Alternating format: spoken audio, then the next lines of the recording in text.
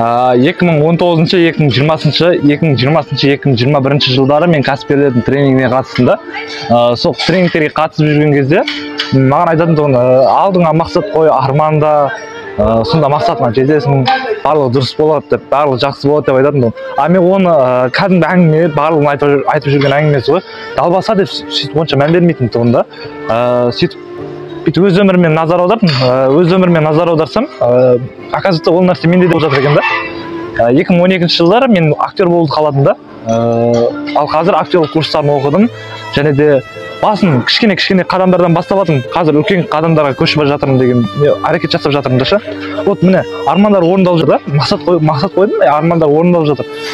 Сөйтіп ол өзіме байқалмайтын құбылыс еді да. И сосын мен ойладым да, өскенде басшы боламын, жақсы басшы боламын.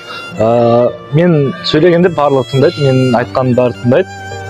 Мен өлгеннен кейін барлығы жақсы адам, кезінде жақсы адам болды, оның істері мынадай деп барлығы баяндап беретіндей бір сондай бір есте қаларлықтай тұлға болғым келді да.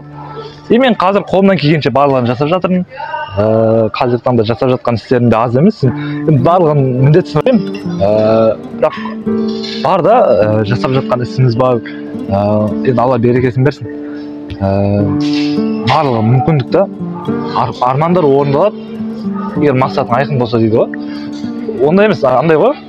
Егер армандағаннан кейін мақсат қоя алсаң, дұрыс мақсат қоя алсаң, икигай дейді ғой. Дұрыс икигайыңды анықтай алсаң, онда сен арманыңды толық орындайсың. Бұл менің айтқаным.